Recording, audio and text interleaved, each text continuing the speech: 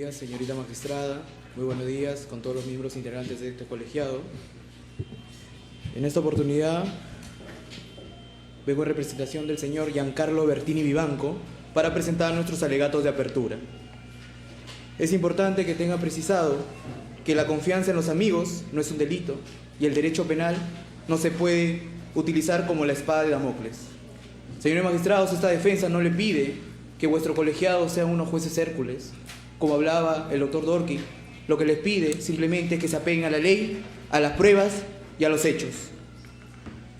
Nosotros no vamos a entrar a discutir si el señor Giancarlo Bertini contactó a personas. Nosotros vamos a aceptar la parte objetiva de los hechos. No obstante, vamos a cuestionar de forma enfática, y así se va a demostrar durante el desarrollo de este plenario, el aspecto subjetivo, y además de que una misma conducta se está subsumiendo en dos modalidades típicas del delito de lavado de activos. Señores magistrados, el derecho penal, en el título preliminar, proscribe la responsabilidad objetiva, pero esto no es propio de esta época, sino ya desde el siglo XIX. Ludwig Feuerbach nos hablaba de que la sanción al delincuente o aquel que haya infringido la norma debe ser, en principio, de forma dolosa, y es la excepción la forma culposa. Es importante, señores magistrados, que ustedes tengan claridad sobre los hechos y sobre la subsunción típica que recae sobre mi patrocinado, el señor Giancarlo Bertini.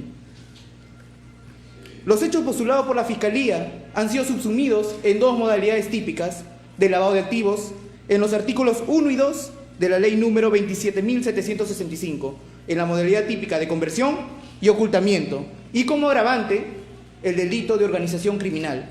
A él se le indica que sería un colaborador de esta organización criminal. Colaborador. Obviamente, para que alguien sea un colaborador de una organización criminal, tiene que tener este fin ilícito, coadyuvar con la ejecución del telos de la propia organización, lo cual no se advertirá en el desarrollo de este juicio.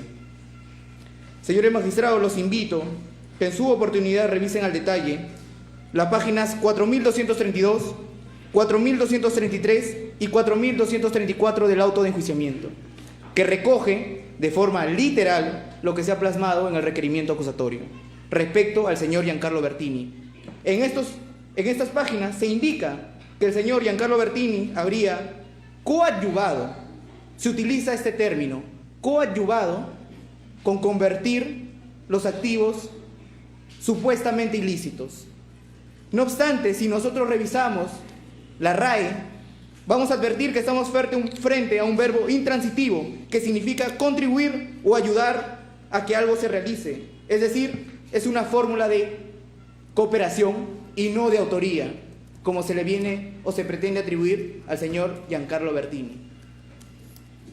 Dicho eso, pasamos a precisar los hechos que se le atribuye. Se indica, respecto al verbo conversión, que el señor Giancarlo Bertini habría contactado a 23 personas, quienes simularon haber efectuado los aportes mediante la suscripción de recibos de aportaciones en efectivo bajo el concepto de donación voluntaria.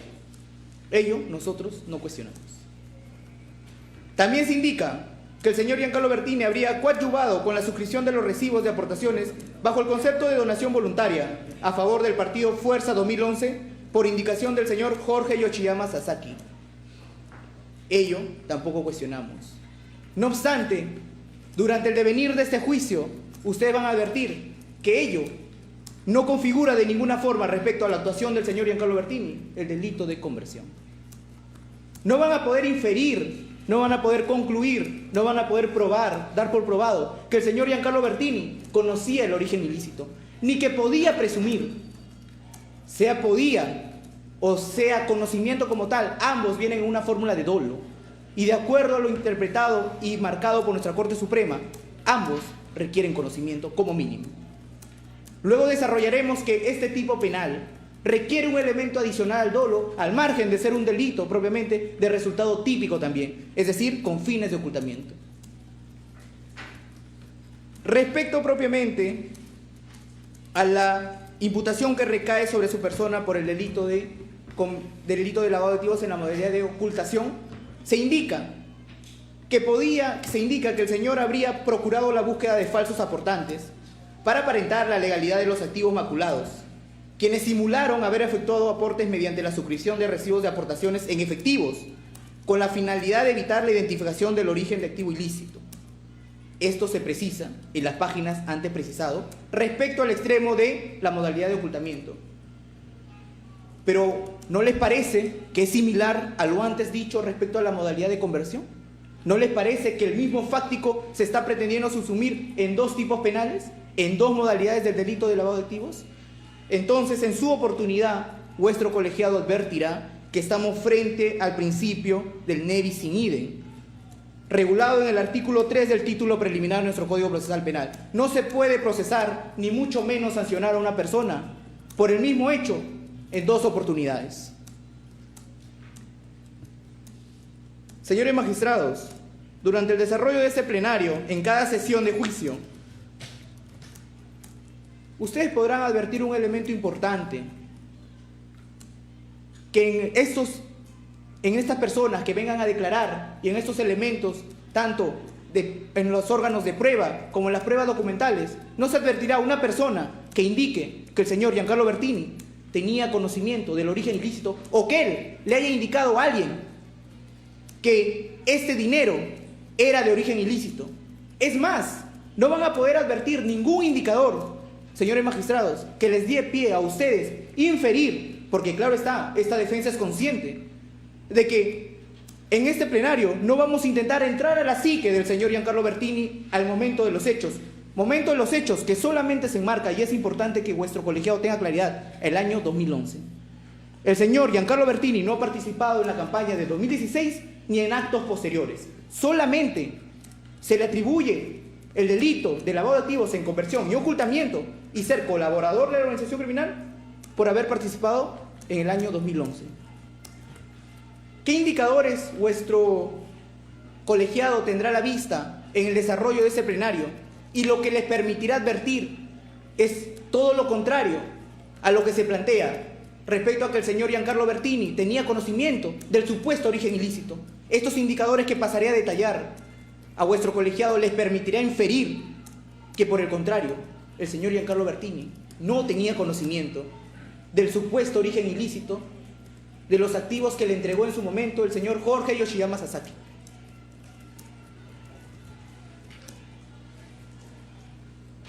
Como primer indicador, me permito precisar lo siguiente. Se cuenta con recibos firmados en la fecha 9 de marzo del año 2011 por los montos de $6.000 y $7.000 a nombre del señor Giancarlo Bertini.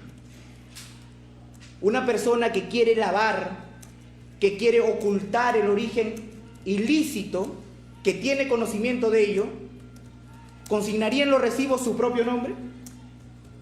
¿Eso les permitirá a ustedes inferir? Que no. También contamos con recibos del 17 de mayo del año 2011 por los montos de $6.293 y $5.000. ¿También a nombre de quién? Del señor Giancarlo Bertini. Es decir, él quiere lavar y consignaría su propio nombre en los aportes.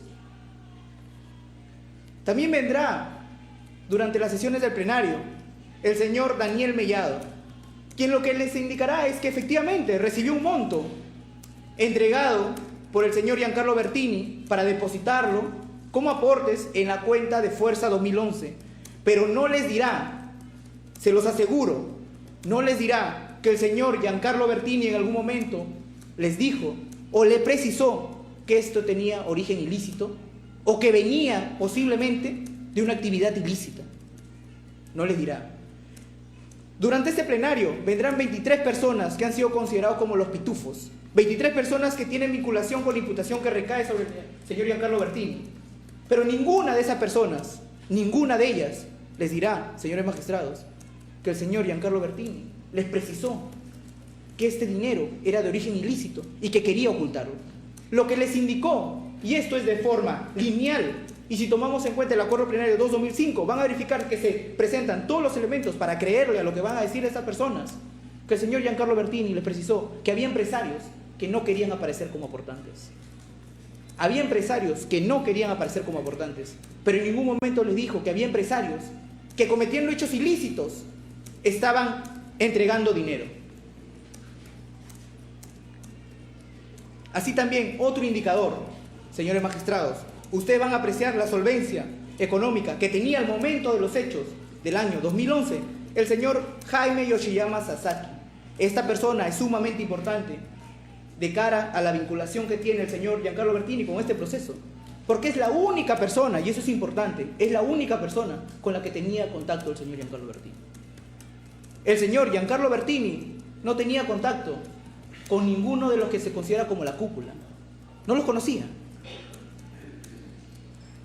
Además, el señor Jaime Yoshiyama Sasaki en esa fecha era dueño de la empresa Roster, empresa con la cual compartía propiamente, en cierta manera, las instalaciones de la empresa también del señor Giancarlo Bertini. Es decir, una se encontraba al costado de otra, tenía apariencia propiamente de solvencia económica. Otro indicador es que al año 2011, vuestro colegiado, que va a tener que resolver con lo que obran en estos actuados, con lo que se actúa en este plenario, señores magistrados, tendrá que observar si al año 2011 existía algún elemento objetivo, público, como ahora existe, correcto, como ahora con la introducción también de la ley de la UIF, de creación de la UIF y demás, exige, compele a que cada persona tenga mayores deberes de diligencia, pero a esa fecha resulta importante que vuestro colegiado lo analice. Le pedimos que analice cada elemento de prueba al momento de ocurridos los hechos. Entonces, en el año 2011 no existía una investigación pública ni una investigación conocida contra la empresa Odebrecht. No existía una investigación pública ni conocida contra el señor Rasmus Echecopar, contra el señor Dionisio Romero Pauletti. En el supuesto hipotético, que no es la hipótesis que trae esta defensa, pero en el supuesto hipotético que el señor Giancarlo Bertini hubiera tenido conocimiento que eso venía de alguna de estas empresas o de alguna de estas personas mencionadas, ¿cómo se podría haber inferido, señores magistrados, que tenía origen ilícito? Si lo que le indicaron al señor Giancarlo Bertini en su momento, y eso es lo que vendrá a decir el señor Jorge Yoshiyama Sasaki, es que era dinero que él había recibido por parte de su tío, Clemente Yoshiyama Tanaka, de empresarios aportantes que no querían aparecer. En ningún momento se le indicó que esto tenía origen ilícito o había algún indicador que le permita a vuestro colegiado inferir y después del plenario concluir que el señor Giancarlo Bertini tenía conocimiento. Y resalto lo antes mencionado. El señor Giancarlo Bertini, señores magistrados,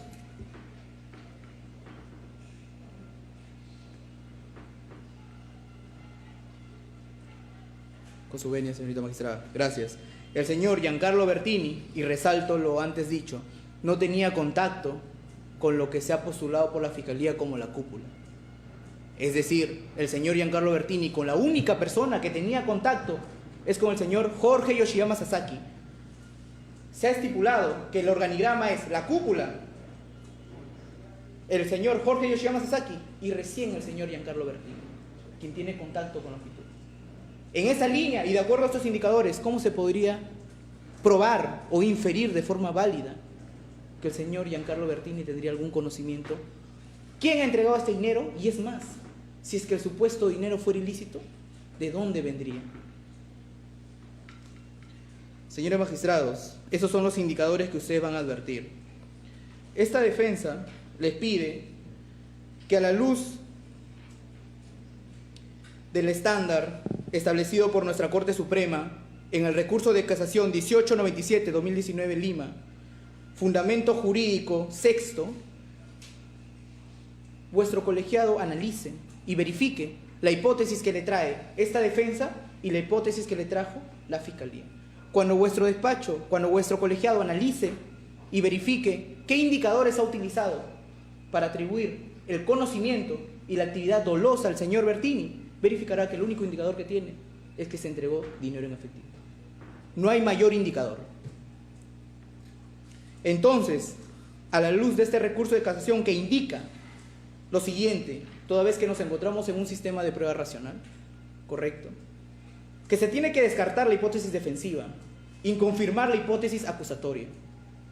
Eso no se podrá.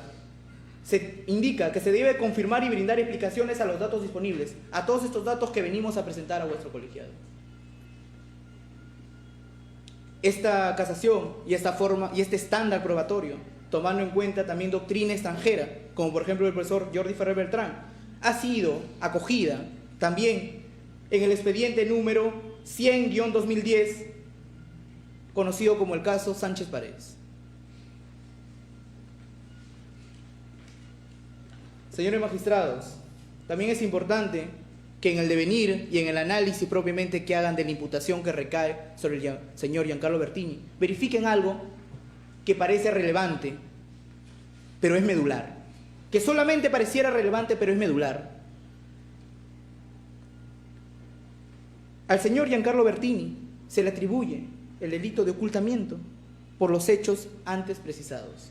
No obstante, si nosotros revisamos doctrina y revisamos los informes dados, por ejemplo, por la GAFI, el informe de 1990, y citando al profesor Prado Saldarriaga, nos indica que el ocultar solamente se puede dar en la fase de integración y no en la fase como se ha querido introducir a este plenario en una eventual conversión. Porque no se puede tomar en cuenta que el hecho de que tú tienes el dinero en algún momento ya estarías realizando el acto de ocultamiento. Porque partir cada movimiento fenomenológico lo único que generaría es que por un mismo hecho se le pueda subsumir en diferentes modalidades típicas. Es por eso que, teniendo en cuenta este razonamiento, el informe antes citado y el profesor mencionado, juez de nuestra Corte Suprema, indica que la modalidad de ocultamiento solamente se puede dar en la fase de integración, es decir, la tercera fase. La tercera fase.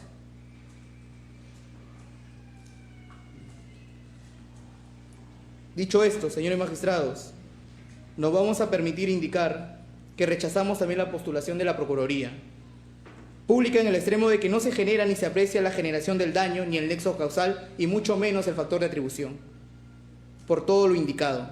En esa forma, después del devenir de este plenario, después de que propiamente se actúen las pruebas, a ustedes no le quedará otra opción, señores magistrados, que absolver al señor Giancarlo Bertini. Me permito culminar indicando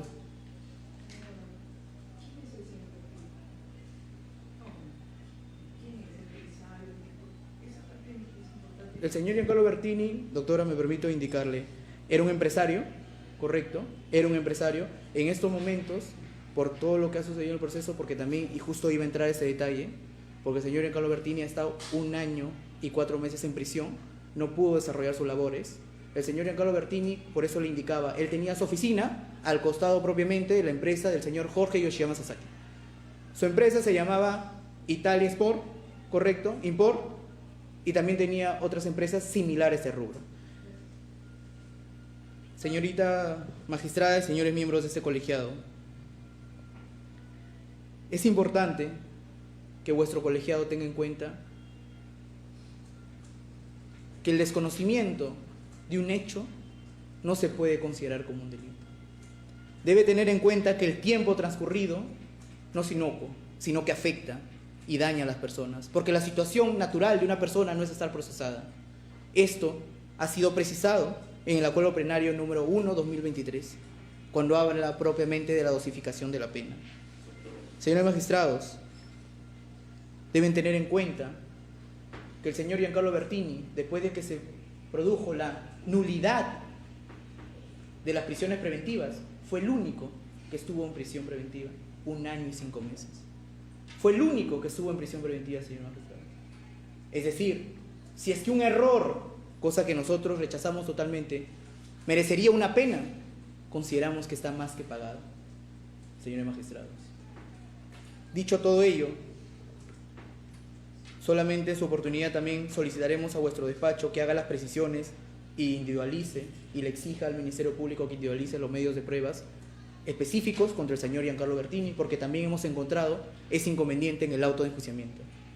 Por todos estos motivos, señores miembros de este colegiado, le pedimos que analicen de forma racional, de forma conjunta y sobre todo respetando el derecho, los hechos y las pruebas, y en su oportunidad absuelvan al señor Giancarlo Bertini. Muchas gracias. Gracias, doctor. La defensa de Jorge Treyes Montero. Muchas gracias, señora presidenta. Muy buenos días, señores jueces.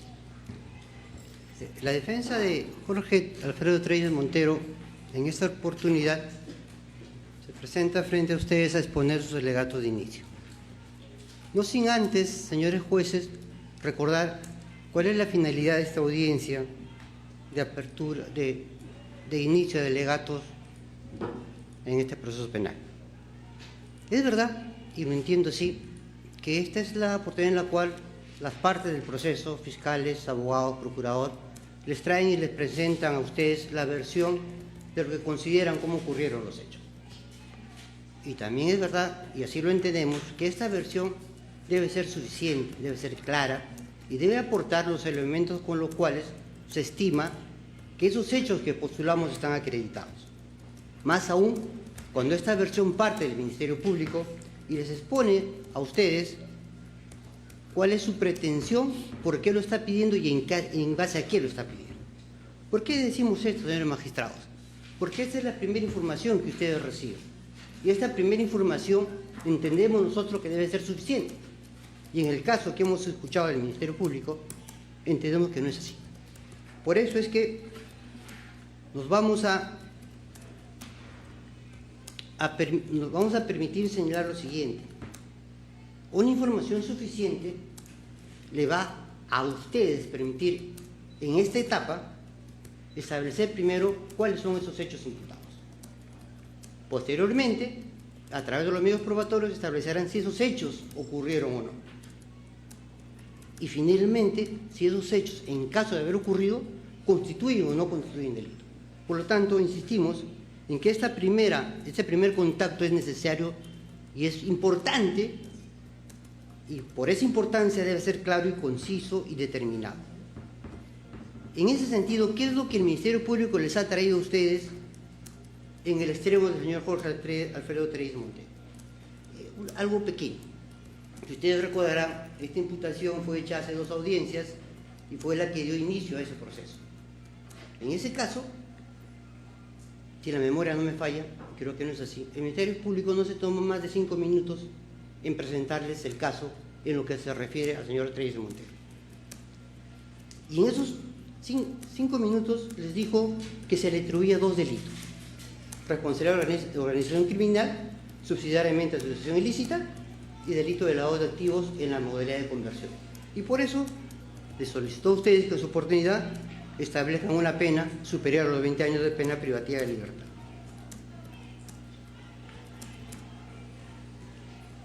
Como les he señalado, son 2 delitos que se le atribuye al señor Jorge Treyes Montero. Voy a permitirme establecer en principio qué es lo que se le atribuye por el delito de organización criminal. El Ministerio Público en sus alegatos orales les ha dicho lo siguiente: se incrimina o se atribuye a Jorge Alfredo Treyes Montero el delito de organización criminal. ¿Y por qué? Porque según la teoría del Ministerio Público, Jorge Alfredo Treyes Montero es integrante del área política. Por lo tanto, al ser integrante del área política, tiene autoría directa. Eso es lo que les ha dicho básicamente y concretamente en los alegatos orales. Treyes Montero es integrante del área política, por lo tanto, al ser integrante del área política, se le imputa autoría directa. Eso es lo que les ha señalado. ¿Y por qué el señor Treyes Montero, según la hipótesis del Ministerio Público, integra el área política? También se los ha dicho en sus alegatos orales. Porque tenía el cargo, o porque tiene el cargo, incluso ha dicho, de subsecretario nacional del partido Fuerza 2000. Eso es lo que les ha dicho. Él es integrante, ¿por qué? Porque tiene el cargo de subsecretario. Eso es lo único que les ha dicho, no les ha dicho otra cosa. Y por eso concluye que teniendo esta condición, Jorge Treyes Montero es responsable de la conducta de coordinación que Treyes Montero habría coordinado. ¿Con quién? Se los ha dicho con los voceros, se entiende, del partido, y con los asesores de la bancada Fuerza Popular. ¿Y cuál habría sido la finalidad de esto?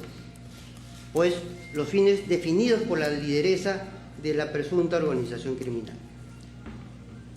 Eso es lo que les ha traído el Ministerio Público. Lo que no les termina de decir el Ministerio Público, lo que no les ha dicho el Ministerio Público, es con qué voceros había coordinado el señor Treyes Montero. Eso no está ni en los alegatos orales, ni tampoco lo van a encontrar en su requerimiento acusatorio escrito. No está. Tampoco les ha dicho si esta presunta coordinación ocurrió en la campaña 2011 o en la campaña 2016, porque le están imputando organización criminal desde 2009 hasta 2021. Eso tampoco está ni en los alegatos orales y tampoco está en el requerimiento acusatorio escrito.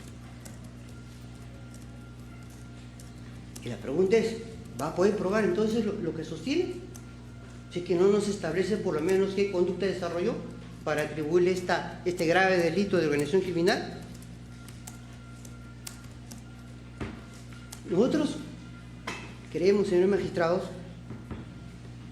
que el Ministerio Público no va a poder acreditar esta conducta enmarcada en el término coordinación. Porque primero, como les he dicho, porque no lo establece prácticamente, no hace un desarrollo histórico de cómo se habría producido esta coordinación. Tampoco porque les ha presentado ni en el alegato oral ni en el requerimiento acusatorio elemento alguno, ya sea prueba personal o documental, que acredite esta hipótesis. No la hay.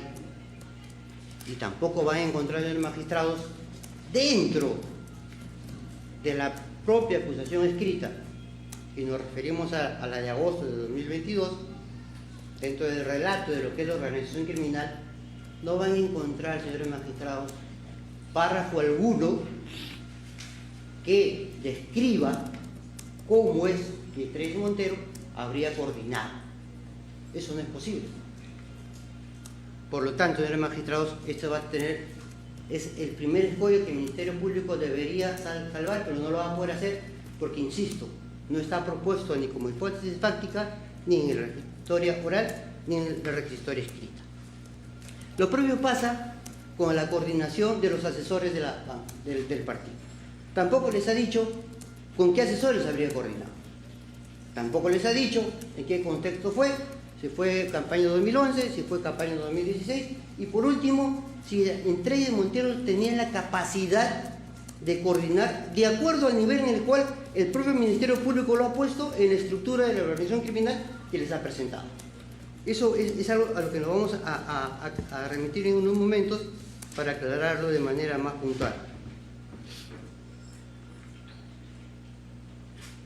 Es importante entonces, magistrados, establecer cuál era el rol o cuál era el papel que Treyes Montero, según la hipótesis del Ministerio Público, habría desempeñado al interior de la organización criminal.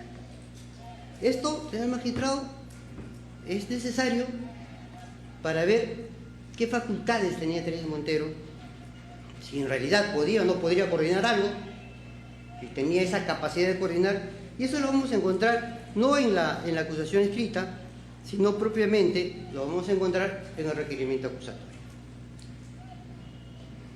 El requerimiento acusatorio de fecha 19 de agosto de 2022, que ha sido recogido en el auto admisorio, que contiene, que contiene la primera subsanación de la acusación del marzo de ese año, respecto a Treyes Montero y respecto específicamente al delito de organización criminal, señala lo siguiente, y lo voy a citar textualmente.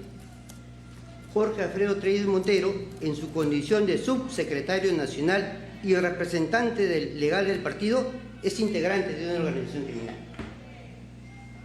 Eso es lo que el Ministerio Público nos ha traído desde un inicio. ¿Por qué es integrante? Pues porque tiene la condición de subsecretario y representante legal. Lo que no les ha dicho es lo siguiente. La condición del subsecretario está establecido en los estatutos del partido y solamente entra en actividad el subsecretario cuando hay una vacancia del secretario general. Y el Ministerio Público acá no le va a poder presentar, porque no ha sido así, que el señor Treyes Montero en algún momento haya ejercido funciones de presidente del partido.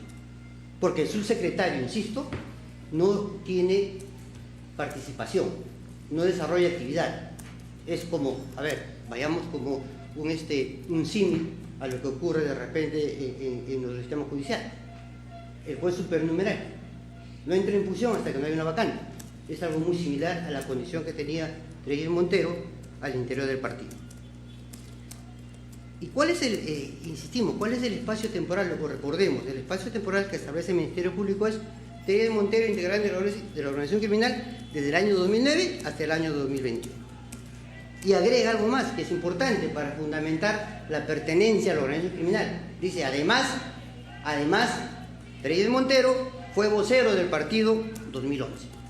Y como vocero del partido 2011, dentro de la organización criminal y dentro del área política, era el encargado de temas vinculados a la política, pero operando desde la organización criminal, siendo la voz oficial y la fuente de información de dicho partido político.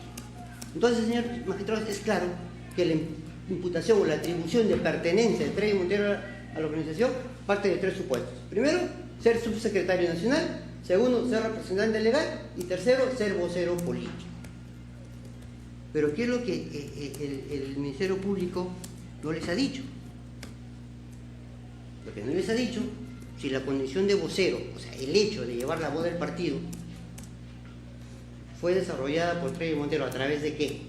A través de la prensa, a través de la radio, a través de la televisión.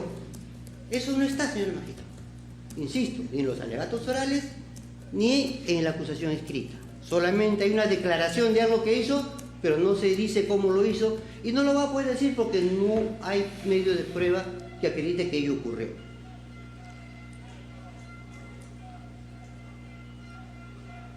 Acá es algo importante, señor magistrado. Al señor Treyes Montero, el Ministerio Público le está imputando el delito de organización criminal y subsidiariamente asociación ilícita. Recordemos, señores magistrados, que el delito de organización criminal entra en vigencia a partir del decreto legislativo 1244, artículo 2, dispositivo legal que entra en vigencia el 29 de octubre de 2016. Entonces, a partir de lo que hemos señalado, si el Ministerio Público sostiene que Treyes Montero es integrante de la organización criminal a partir de ser subsecretario, representante legal y vocero, lo que el Ministerio Público debería acreditarle, señores magistrados, si con posterioridad a esa fecha, 29 de octubre de 2016, Treyes Montero tenía esa condición. Esto es, si después del 29 de octubre de 2016 era subsecretario nacional, era representante legal o era vocero político. Y esto, señores jueces, no lo va a poder probar, porque eso es imposible. Y es un hecho que el mismo ministerio ya lo sabía, porque formaba parte de su pie de página de la imputación de marzo de 2022. ¿Por qué decimos esto? Porque el señor Treyes Montero, señores magistrados, dejó de ser subsecretario del partido en el año 2015. Dejó de ser representante legal del partido en el año 2015. Es decir, más de 12 meses antes de la entrada en vigencia de la ley que regula el delito de organización criminal, Treyes Montero dejó de tener esa condición. Entonces, ¿cómo es que el fiscal les va a acreditar que cometió el delito de organización criminal en una fecha en la cual esa condición ya no recaía en él? Y es una condición que, por cierto, no fue producto de renuncia, sino que el partido tomó la decisión de separarlo de esas funciones, de esas condiciones. Y respecto, señor magistrado, el tema se pone más claro. Respecto a la condición de vocero, Treyes Montero fue vocero político en el año 2011, durante 36 días, de abril a mayo de 2011. 36 días, señores jueces. ¿Cómo es posible que se pueda sostener que es responsable de un delito que recién entra en vigencia después de casi más de 5 años, cuando él ya no tenía esa condición? Por lo tanto, señores magistrados, nosotros estamos convencidos que ustedes, a través de la prueba que se actúe, que en realidad es prueba que nosotros estamos presentando, porque, insisto, el dato, la información del cese de las funciones del partido lo proporciona el Ministerio Público en marzo del 2022. Si bien es cierto, esa información ya no se replica en las siguientes requisitorias, no deja de ser cierto de que ya el Ministerio Público conocía de esta desvinculación oportuna de Treyes Montero. Entonces, señores magistrados, nosotros sostenemos que este delito de organización criminal no es posible imputarle a Treyes Montero. ¿Y qué es lo que queda? Pues lo que queda es asociación ilícita. y en asociación ilícita, como delito subsidiario, los hechos imputados son los mismos, son idénticos. Y eso tiene que ser así, porque es un delito que se va a aplicar en defecto del otro.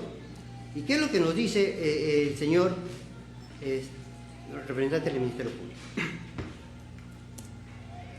Treyes Montero es integrante de una organización criminal al haber integrado al interior de esta estructura política, partido político, una organización criminal con un grupo selecto con la finalidad de cometer delitos graves.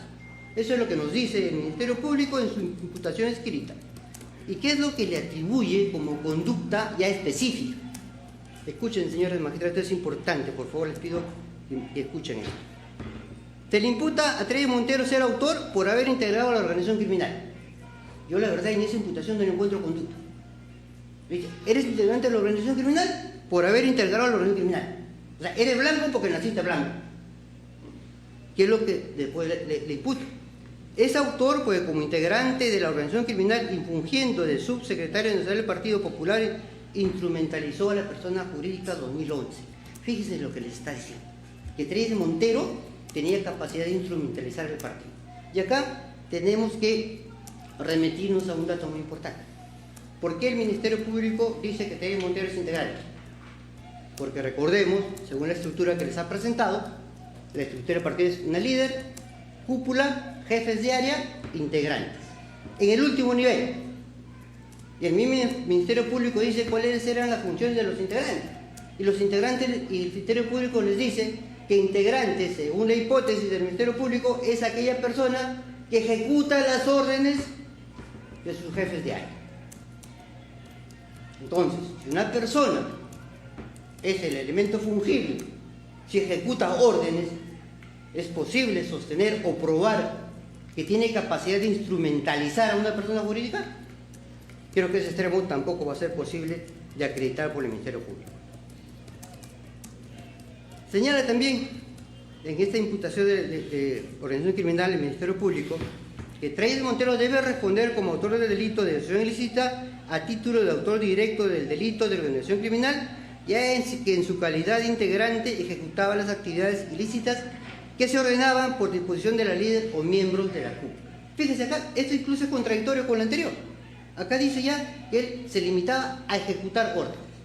Pero fíjense que esto tampoco es tan cierto y no lo va a poder probar porque ellos mismos lo han cambiado desde el devenir del proceso. Porque cuando nosotros hicimos las observaciones formales, el Ministerio Público nos dijo que él recibía solamente órdenes de los jefes de área.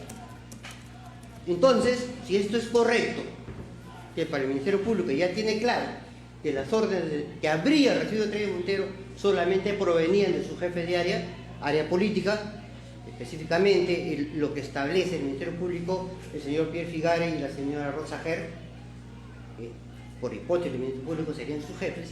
¿Cómo es posible que ahora, o que haya sostenido, que las jefes las impartía la jefe de área política y la cúpula en su conjunto? Entonces esto tampoco no lo va a poder probar porque contradeciría su propio dicho, que ya, como les digo, ha sido aclarado en requisitorios posteriores. Y sigue señalando como argumento de que Treyes Montero ha sido integrante de la organización criminal, señalando que él ejecutaba actos de solicitud, actos de recolección, actos de conversión, actos de transferencia, actos de tenencia y ocultamiento de los ilícitos captados por la organización. Y acá hay un tema que me quiero detener y voy a recordarles lo que el doctor Pablo Talavera dijo hace un momento. Él les dijo, mi patrocinador le imputaron 4 delitos, pero en el paso de los controles se ha quedado con una sola modalidad de lavado de activos. Algo parecido, pero en mayor proporción ha pasado con Treyes Montero. A Treyes Montero, señores magistrados, le imputaron por el delito de lavado de activos las 4 modalidades. Le imputaron las 5 fuentes de origen ilícito. A través de las observaciones que hemos hecho, esta imputación se ha reducido a una modalidad, conversión, y a un activo ilícito o de brecha. Señor abogado, yo le pediría que sus alegatos lo haga sobre lo que dice el autoenjuiciamiento. Usted nos está recordando todas las Es lo que acusaciones. dice el autoenjuiciamiento, doctora, no dice más. A ver, por favor. Pues es todo lo que dice el autojuiciamiento. Y por eso es algo que también quiero decir, no va a encontrar algo que no esté acá, no va a encontrar algo más amplio. Estoy recogiendo lo que dice el autojuiciamiento. Entonces, ¿por qué digo que esto es importante? Porque también se le imputó, señor magistrado, el título de imputación de autor mediato. Y también a través de las observaciones se le ha variado a autor directo. ¿Cuál es la consecuencia de esto, señores jueces? Y tiene que ver mucho en la imputación que les están presentando. Como autor mediato, a Treyes Montero le imputaron haber ordenado o dispuesto que otros cometan delitos. En base a las observaciones que hicimos, lo único que se cambió fue autor mediato ya no, ahora es autor material. Eso explica por qué, señores magistrados, no hay una conducta determinada de los actos de conversión. Porque ya no tenía por qué haberlo de acuerdo al título de imputación en la imputación primigenia, y ese hecho no es posible de ser cambiado. Solamente se cambió el título de imputación y no se podía agregar, porque tampoco lo hay, alguna conducta determinada a actos de conversión. Por lo tanto, señores magistrados, en lo que respecta al delito de organización criminal, nosotros vamos a acreditar que el señor Treyes Montero nunca ejerció actos como subsecretario nacional, nunca efectuó actos de representación del partido, y que como vocero político jamás llevó las órdenes con fines ilícitos del partido político. Por el contrario, el motivo de su separación de vocero político es porque ejerce opiniones contrarias al alineamiento, a la directiva del partido. Entonces está lejos de la hipótesis que les presenta el Ministerio Público. En el delito de lavado de activos solamente me voy a centrar en algo. Lo que les ha dicho el Ministerio Público y que tendría que probar es que Treyes Montero es responsable de lavado de activos en la medida de conversión, porque el dinero que habría lavado proviene de Odebrecht, eso es la fuente ilícita, por actividades proselitistas que son las mencionadas, las rifas 2010, cócteles fujimoristas del año 2010 y cócteles naranja. Acá, señor magistrado, quiero hacerles alguna precisión. No está en los alegatos orales, pero sí está en la requisitoria escrita. La requisitoria escrita es grande, es inmensa, pero por lo menos el Ministerio Público se preocupó en ir separando qué eran actos de conversión, qué eran actos de transferencia, qué eran actos de ocultamiento y qué eran actos de tenencia, como capítulos. Señores magistrados, y en lo que se refiere a actos de conversión, no van a encontrar mención alguna a actividades proselitistas. Las actividades proselitistas pertenecen a otro rubro, específicamente a ocultamiento. ¿Y por qué digo que esto es importante? Porque esos actos de ocultamiento, tenencia y transferencia fueron retirados como imputación en lo que se refiere al doctor Treyes Montero. Eso no forma parte de la imputación con el señor Treyes Montero. Y por último, ya para culminar, señor magistrado, es claro que a Treyes Montero le están imputando por lavado de activos, conversión, autoría material. Y dentro de la estructura que les ha presentado, y dentro de lo que el Ministerio Público ha venido relatando, Treyes Montero como ejecutor debía cumplir las órdenes recibidas por sus jefes del área legal, del área política, perdón. Entonces, ¿qué es lo que debería haber hecho o debería ocurrir para que esto fuese así? Primero, señores magistrados, acreditar que en verdad los jefes de esta área política le ordenaron a Treyes Montero realizar actos de conversión. Sobre esto no hay mención alguna, ni siquiera liminarmente, no la hay. Y lo peor, señores magistrados, cuando ustedes revisen la imputación del señor Hertz y de la señora Hertz y del señor Figari, no van a encontrar ningún supuesto en el cual les impute a ellos que a su vez le ordenaron a Treyes cometer un delito. Entonces lo que les está presentando la Fiscalía es lo siguiente: un autor material sin autor medial, un ejecutor sin órdenes. Y eso, señores magistrados, creemos que no es coherente con la imputación de organización criminal que les ha planteado el Ministerio Público, en el sentido de que es una organización jerárquicamente organizada. Por estas razones, señores magistrados, y atendiendo a que nosotros no encontramos forma en la cual el Ministerio Público pueda acreditar su hipótesis incriminatoria, es que también vamos a rechazar la pretensión civil de la Procuraduría, en tanto que al no haber delito o hecho ilícito atribuible al patrocinado, tampoco se le puede reclamar una reparación civil. Y por último, ya en su oportunidad, señores magistrados, en base a lo que hemos argumentado y esperamos probar en el proceso, le vamos a pedir se emita una sentencia absolutoria en favor de mi patrocinador. Muchas gracias, señor. Gracias, doctor. Muy bien, vamos a continuar con la defensa del señor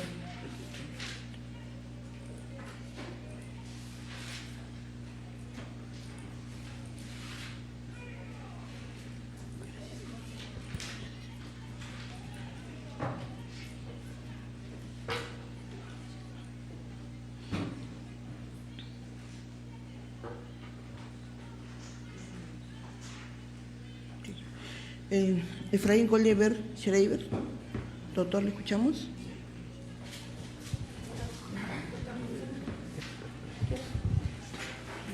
No, creo que el de adelante, doctor. Disculpe, yo le digo.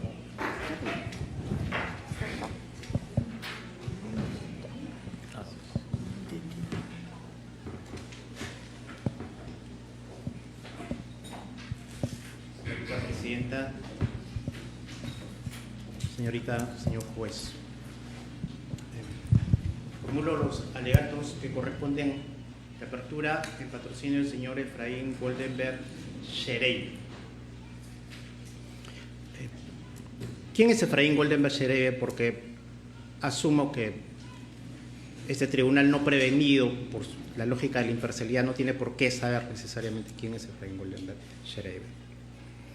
Es un abogado egresado de la Universidad Nacional Mayor de San Marcos, ejerció función ministerial en la década de los 90 y su actividad esencial y principal es la de ser un importante empresario.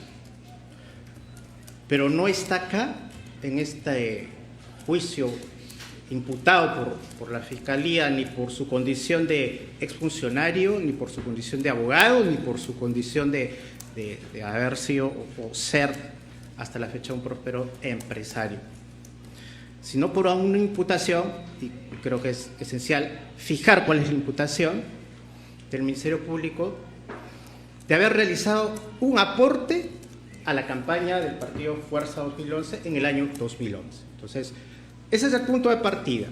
La atribución, el fáctico, es haber sido un aportante que aportó la suma de 27.690 soles en fecha 18 de marzo del año 2011 a través de una operación debidamente bancarizada.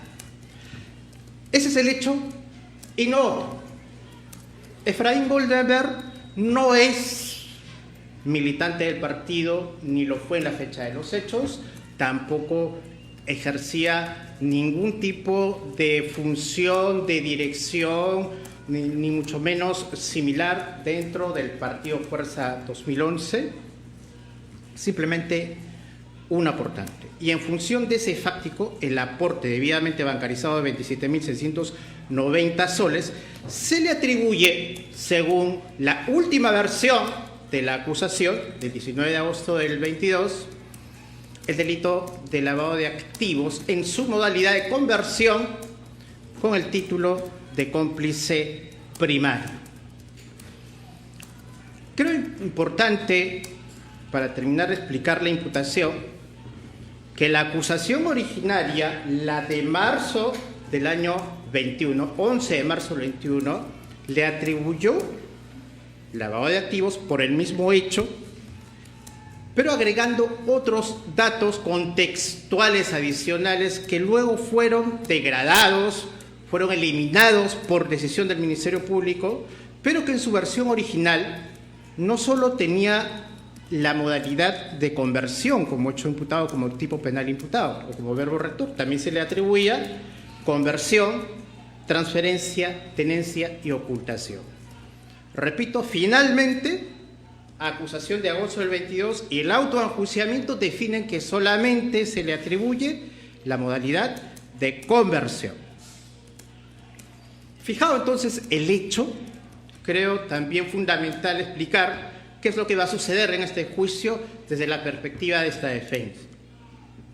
Y como trabajar un alegato de apertura es de buena cuenta realizar una suerte de juicio de proyección acerca de lo que tendrá que suceder en este importante debate, lo que podemos decir, y también para fijar la premisa del Ministerio Público, aquello que será objeto del debate es aquello que está contenido como proposición fáctica. Y específicamente la proposición fáctica contenida en la página 3952 a 3958 de la acusación consiste en que este aporte absolutamente regular y bancarizado revelaría una presunta acción de lavado de activos en la medida que, y esto es literal, según la acusación, se le entregó al señor Goldenberg, esa es la hipótesis fiscal, se le entregó dinero en efectivo con la finalidad de que sea fraccionado e ingresado a las cuentas del partido. Dicho en otras palabras, la hipótesis del Ministerio Público es que ese aporte que hace el señor Goldenberg absolutamente bancarizado estuvo precedido de un hecho en virtud del cual él recibió el dinero en efectivo y luego lo ingresó a través de un aporte bancarizado. Eso es lo que dice la hipótesis del Ministerio Público. Y sobre esa base, claro, de manera genérica, de manera amplia, sin ninguna precisión en lo que respecta al señor Efraín Goldenberg, en el alegato de apertura del Ministerio Público plantea y dice, y plantea y propone como primera gran, digamos, premisa metodológica, que para el Ministerio Público existe certeza de su imputación. Pues definitivamente estamos no solo metodológicamente o teóricamente en desacuerdo con esa afirmación, que no viene al caso discutirla en este momento, pero lo que sí voy a explicar, remitiéndome al tenor de la acusación y del auto de enjuiciamiento, cómo está graficada esa supuesta o esa creída certeza fiscal. La acusación dice, y me remito a la proposición fáctica, porque esa es la que va a ser objeto del debate en el juicio oral, dice, lo que habría sucedido, subrayo, lo que habría sucedido es que se le entregó dinero en efectivo al señor Goldenberg para que él luego haga el aporte bancarizado. Subrayo el tono incondicional que hace el propio Ministerio Público, pero el auto de enjuiciamiento, además de ello, dice, pudieron ser retribuidos, el aporte que él hace, dice el auto de enjuiciamiento, página 4251, dice, pudieron ser retribuidos de forma directa por ellos, o sea, por los integrantes del partido Fuerza 2011. O sea, él hace el aporte con su cuenta bancarizada y la tesis es, pudieron ser retribuidos de forma directa por ellos. Y resalto esto para que quede bien precisa y bien claro el modo absolutamente condicional e impreciso de darle contenido a esto que debe ser el objeto de prueba. Porque quien se está fijando el umbral probatorio, quien está definiendo qué es lo que tiene que probar en juicio, en este juicio y en lo que vendrá del debate contradictorio, es el propio Ministerio Público. El Ministerio Público ha dicho, a Efraín Goldenberg se le entregó dinero en efectivo. Pues entonces, ahora veamos, y eso es lo que plantea esta defensa, en este juicio, señores magistrados, será absolutamente imposible que se pueda establecer en grado de certidumbre que alguien entregó dinero en efectivo para que Efraín Goldenberg haga este aporte de 27.690 por el simple hecho de que este aporte fue absolutamente real, absolutamente bancarizado, pero esencialmente porque el Ministerio Público no ha aportado ninguna prueba que le dé contenido a esa proposición fáctica. Está claro, y no vamos a discutir, que en el ámbito del delito de lavado de activos, un método probatorio fundamental es la prueba indiciaria. Sin embargo, nosotros sostenemos que a este juicio el Ministerio Público no podrá formular ni desarrollar ningún tipo de razonamiento indiciario, ningún tipo de silogismo basado en datos concretos que puedan establecer lo que corresponde para fijar que esta es una imputación cierta. O sea, ¿cómo se le entregó dicho supuesto dinero en efectivo? ¿Dónde se le entregó dicho supuesto dinero en efectivo? ¿Quién le entregó a Efraín Goldenberg y en qué fecha dicho dinero en efectivo? Porque esos son los ejes del debate en lo que corresponde a mi patrocinado.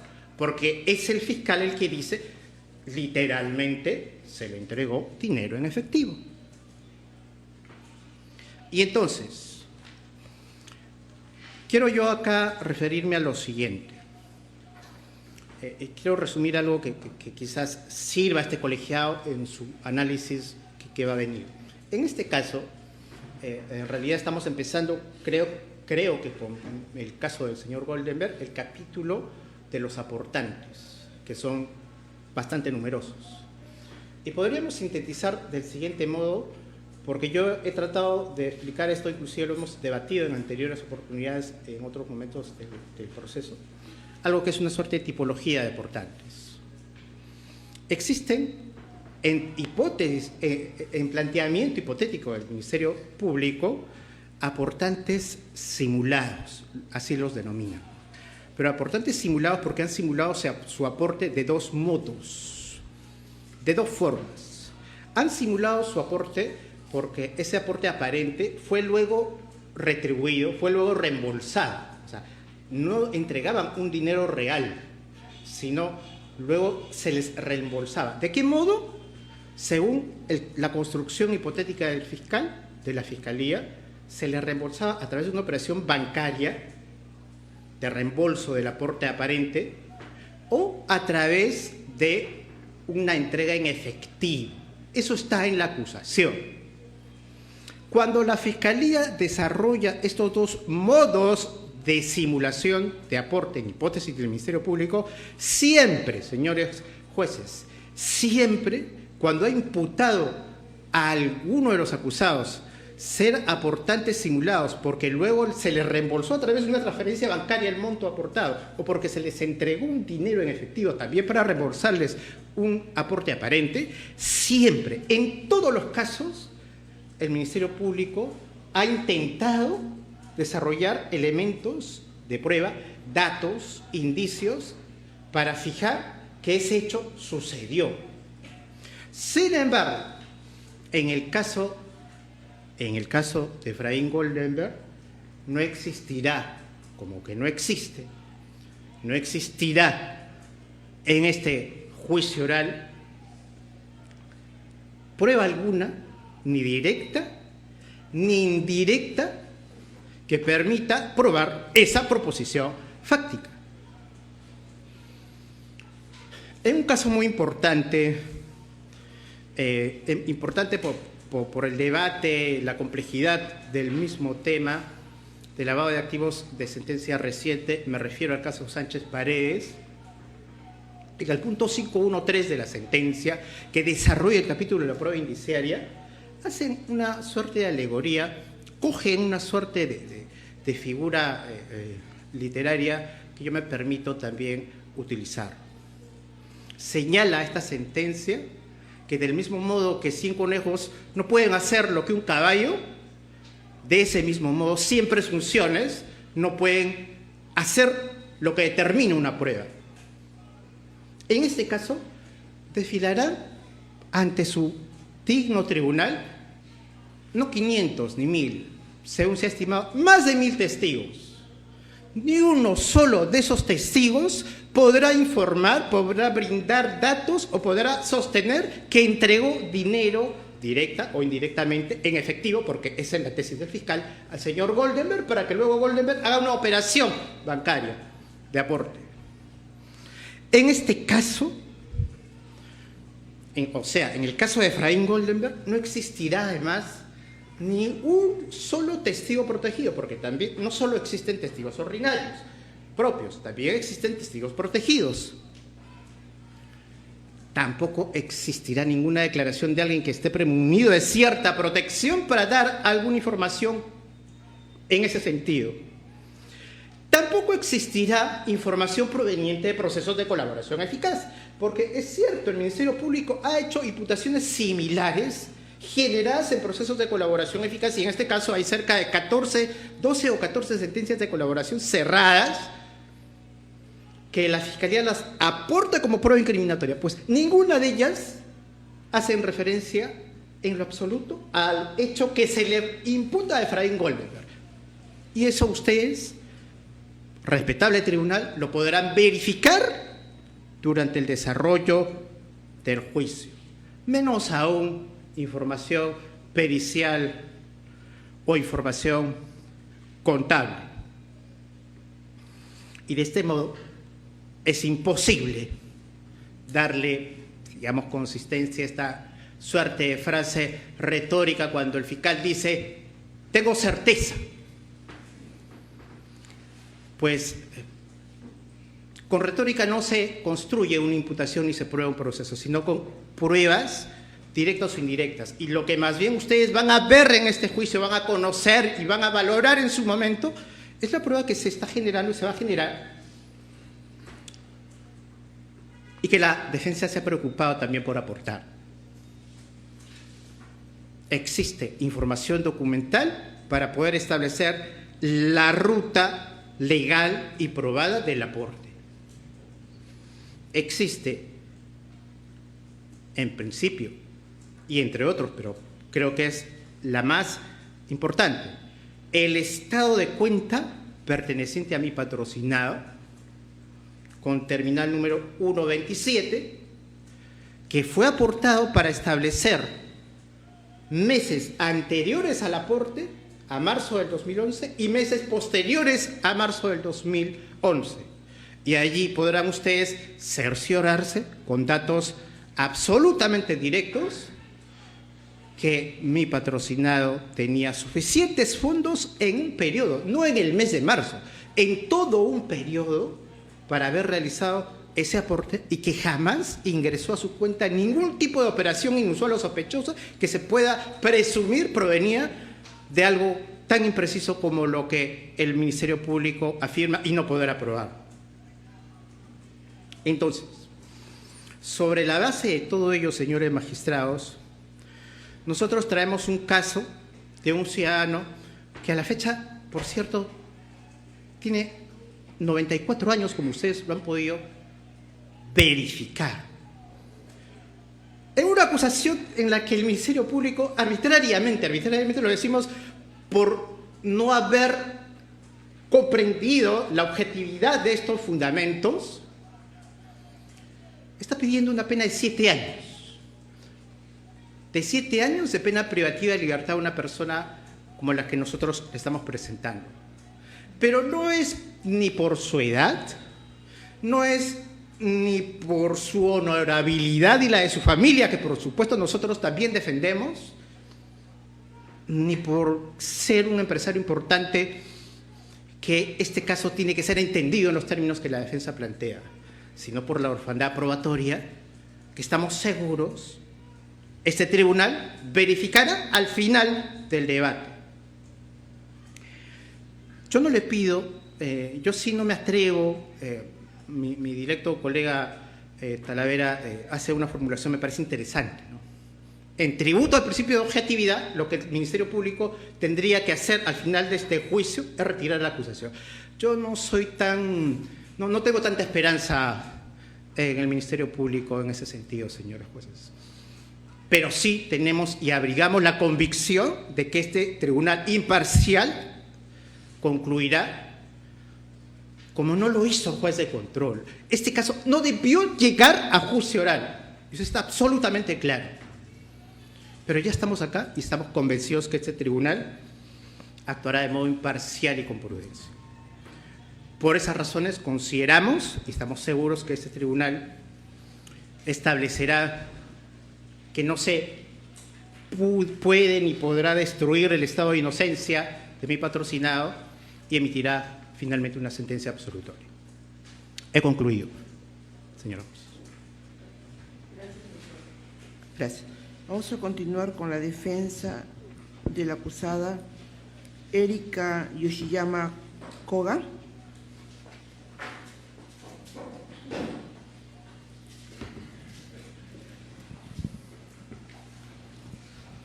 Sus Excelencias, muy buenas tardes.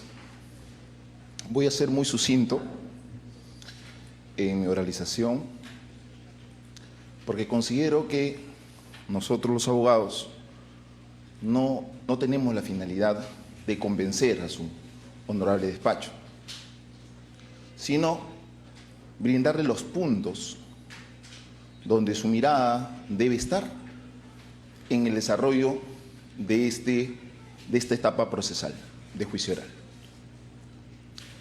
Y estoy seguro que ustedes habrán advertido de la oralización de cada uno de los abogados que se han presentado en esta fecha, en esta sesión de audiencia, así como en las sesiones anteriores, que todos tienen un común denominador, que es que nos encontramos ante un requerimiento deficiente.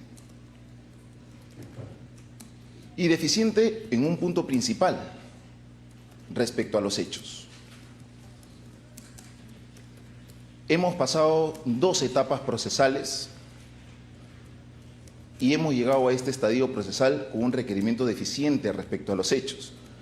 Situación que complica tanto para la teoría del caso, para cada una de las defensas, pero que principalmente afecta para la finalidad que tenemos tanto los jueces, el Ministerio Público y los abogados, que es el descubrimiento de la verdad. A mi cliente se le imputa el delito de organización criminal, lavado de activos y falsa declaración en procedimiento administrativo.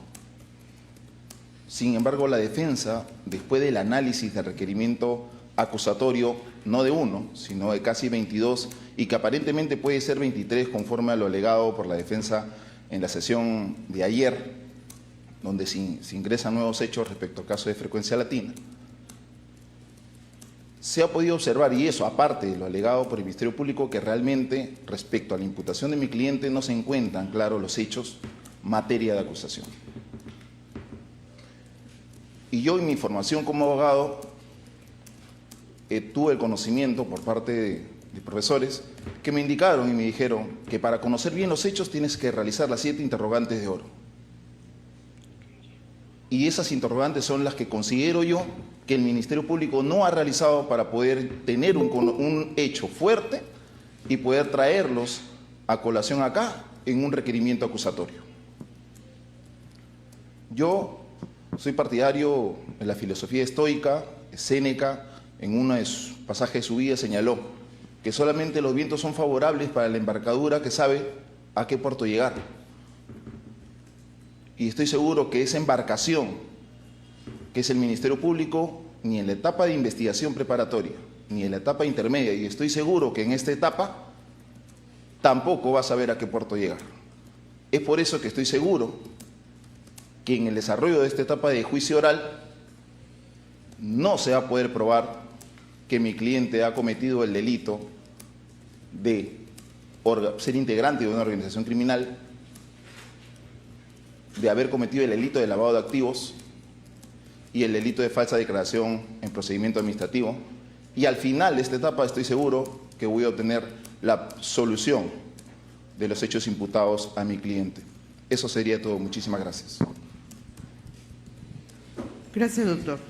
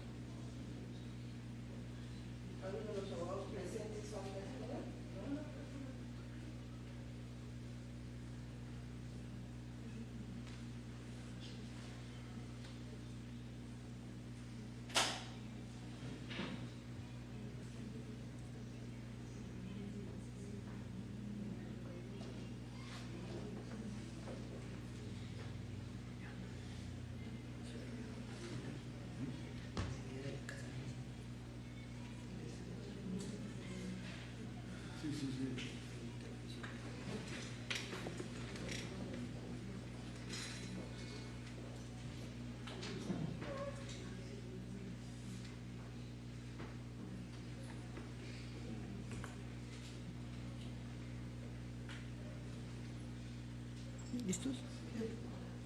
Muy bien. Se debe precisar que esta audiencia continuará el lunes 22 de julio del 2024 a horas 9 de la mañana. Dicha audiencia, habiendo ya culminado con el pedido de algunos abogados del servidor virtual, va a ser presencial, va a ser enteramente virtual.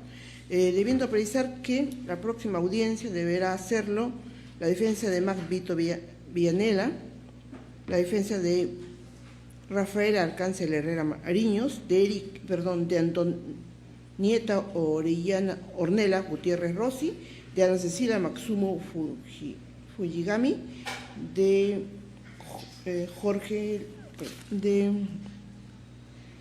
Luis Barbosa Dávila, de Ángela Bautista, de Hugo Tazaico Mendoza, de Juan Carlos Luna Frisancho,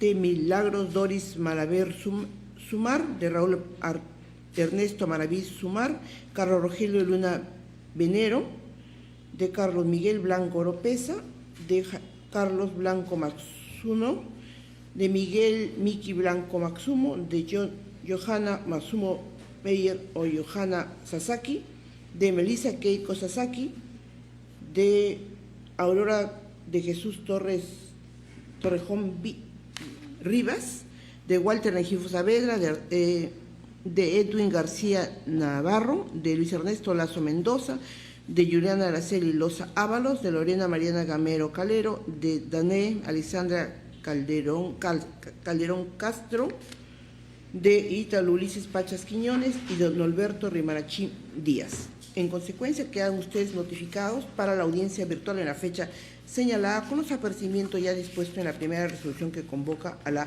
presente audiencia. Muchas gracias. Buenas tardes.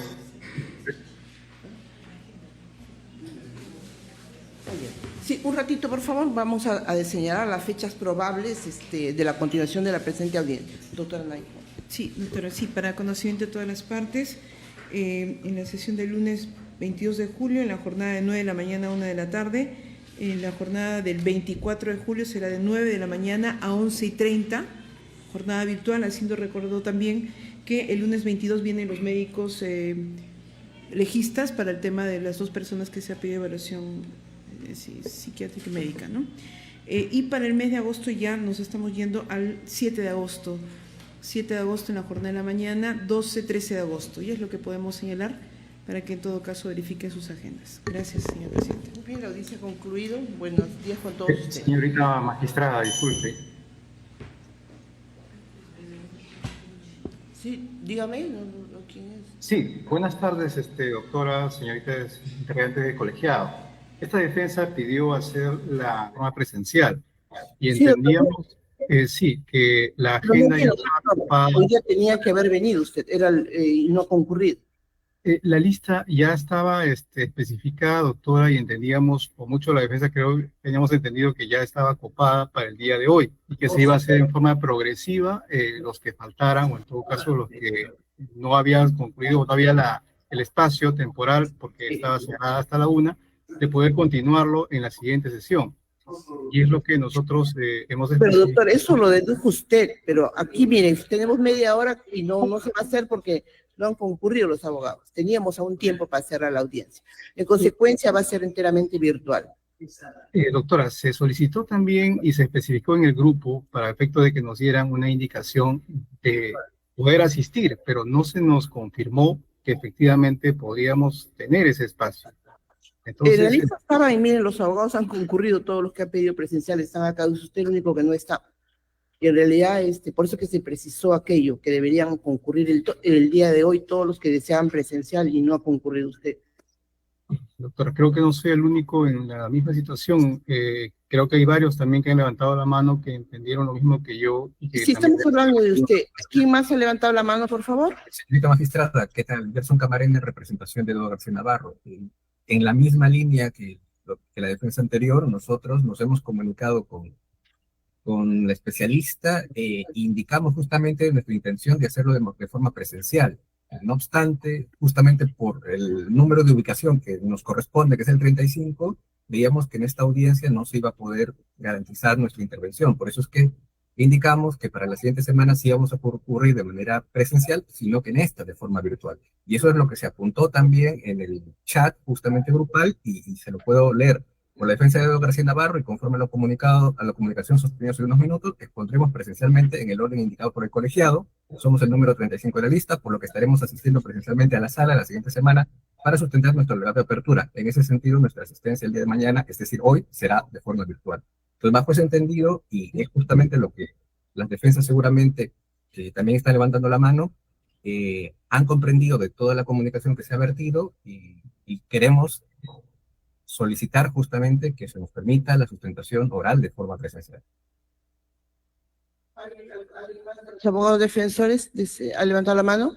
Sí, señorita magistrada Cecilia Madrid Valerio, abogada de la señora Lorena Gamero Calero, del mismo sentido, esta defensa, desde un inicio, cuando se dio la indicación, presentó también vía el chat virtual el deseo de poder hacer los alegatos de manera presencial, es el número 38, y del mismo modo se esperó al orden que ha designado el juzgado. En todo caso, le pediría, por favor, de que se tenga en cuenta esta solicitud y que esta defensa no ha incumplido de modo alguno el mandato dado por la sala.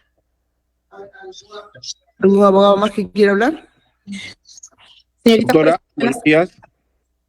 Abogado José Pimentel, defensa, Sí, doctor, defensa de Carlos Blanco Matsuno, Carlos y Miguel Blanco Matsuno. Doctor, tiene que prender su cámara si quiere hablar, doctor, no lo vamos a poder escuchar. Doctora, tengo problemas con la señal y por eso es que no he podido encender mi cámara, por indicaciones también para que no se cruce. Pero soy abogado también de Cecilia Matsuno. Yo le pediría que prenda su cámara para poder escucharlo y verlo, que es lo más importante, ¿no? ¿Puede hacerlo? Sí, doctora, sí, voy a intentarlo. Ya, ahora sí le escuchamos, doctor.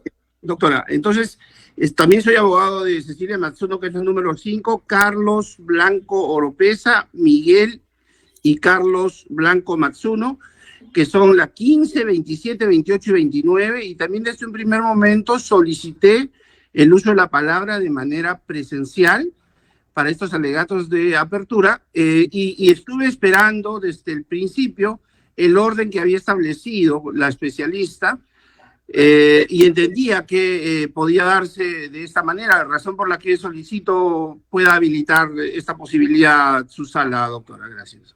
¿Algún abogado más? Señora Presidenta, muy buenas tardes. Le saluda la abogada Sandra Monge, abogada del señor Norberto Rimarachín Díaz. Señora magistrada, a través del chat que se creó para el tema de los abogados, de las defensas, de los acusados, también esta defensa solicitó desde un inicio la presencia, los alegatos de manera presencial. Señora magistrada, es más, también vi a saber que se pudiera hacer un orden, pero como ya se dio a conocer, mi patrocinado es el último en la lista. Y siguiendo ese orden, sobreentendí como el resto de mis colegas que teníamos que esperar y podíamos hacer el uso, el derecho que tenemos a poder hacer nuestros alegatos de manera presencial. Es más, le mencioné también a través del chat al especialista de que en el caso de mis patrocinados, como me imagino que hay otros patrocinados que son del interior del país y cuyo requisito se puso de que también fueran los patrocinados de manera con los abogados iban a... Ya le hemos escuchado, doctora. Ahí nomás. Ya ¿Sí? entendí lo que nos quiso decir. Por favor, solicito que pueda hacer también el tema de la defensa de mi patrocinado de manera presencial, señorita magistrada. Muchas gracias. Muy bien. ¿Me permite, doctora? ¿Me permite, por favor? ¿A quién defiende usted, doctor? Sí, señora presidenta, buenas tardes. Señores miembros del colegiado, soy el abogado César Maite Acevedo, defiendo al señor Mardito Villanela y también a la abogada doctora Juliana Los Ábalos. En la misma línea que mis colegas, yo, señorita presidenta, señores jueces, he solicitado, incluso desde el día de ayer, hacer mis alegatos de manera presencial. El día de hoy no he podido por cuestiones estrictamente laborales, No obstante, dejé en el chat y también me comuniqué vía telefónica con la especialista para hacer mis alegatos de manera presencial. Doctor Maita, usted le tocaba exponer y usted no vino, doctor. Yo lo llamé y usted no vino. Entonces, sí. entonces, ¿cómo? Hay una cosa que prima para los abogados, es el principio de licitud de buena fe. Si usted sabía que le tocaba exponer y eso se señaló, a diferencia de y usted no ha concurrido a la audiencia. Y ahora usted dice, no, yo quiero presencial cuando usted mismo ha incumplido lo que ha pedido. Eso hay que tener muy en cuenta con eso. Sí, si me permite, señora presidenta, por favor. Sí, yo el día de ayer comuniqué que por cuestiones estrictamente laborales me encontraba fuera de la ciudad de Lima, motivo por el cual es que no pude asistir de manera presencial. Comuniqué oportunamente, señorita presidenta. Eso era lo que quería aclararle. Muchísimas gracias. Sí, pero doctor, usted si sabía que tenía que hacer sus alegatos, no podría haber alguien haberlo reemplazado. Muy bien, vamos a resolver eso. ¿Algún abogado más? ¿No? Sí, señora presidenta, la defensa de Luis Barbosa Dávila, quien habla de Guillermo Astudillo Mesa. De la misma manera, señora magistrada, la semana pasada solicitamos por el chat, ¿no?, a cargo de la especialista de este colegiado, la posibilidad de hacer el alegato inicial en forma presencial. En vista que el día de ayer la señorita especialista nos mandó una lista, ¿no es cierto?, estimé que efectivamente esto iba a tomar toda la mañana, y efectivamente ha tomado toda la mañana, doctora, porque mire, ha terminado el alegato del señor abogado más o menos 12:40. Entonces prácticamente se ha ido toda la mañana en las personas que estaban ya programadas para hacer el alegato en forma presencial. En ese sentido, doctora, dejo a su consideración esta posibilidad para que también a la defensa de Barbosa Dávila se nos permita hacer la presentación de los alegatos iniciales en forma presencial. Gracias.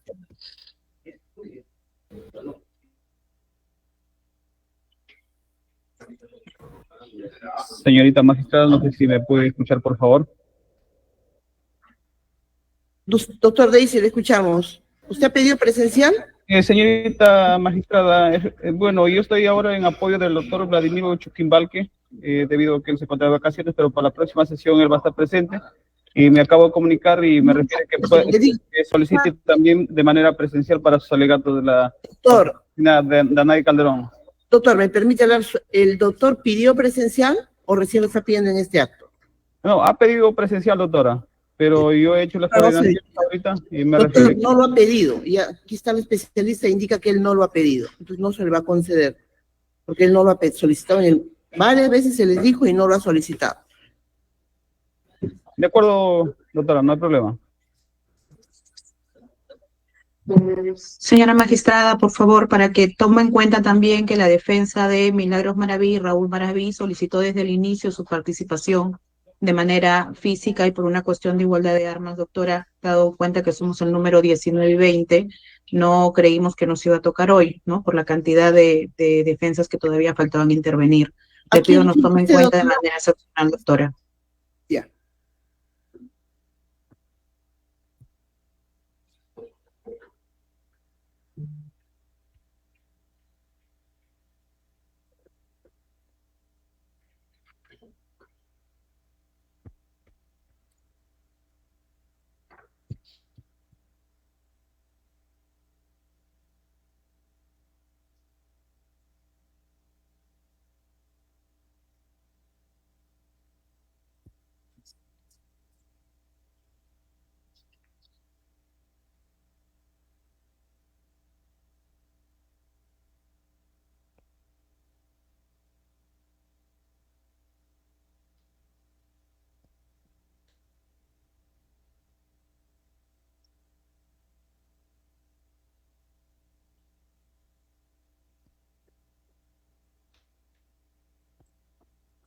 Luego de haber escuchado a los abogados defensores, conforme se indicó de manera general, la audiencia es virtual y lo que han indicado los abogados se va a verificar en el chat y se les va a comunicar para que, y dando respuesta a aquello que han pedido. Muy bien, la audiencia ha concluido. Buenos días con todos ustedes.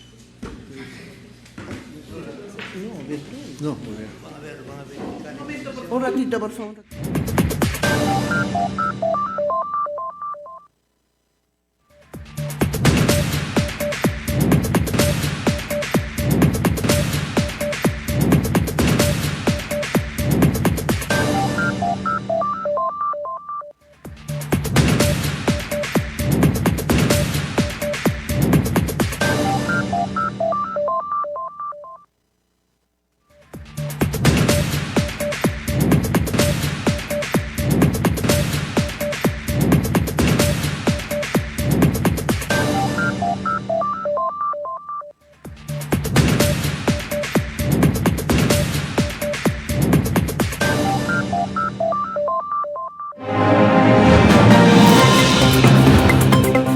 Dice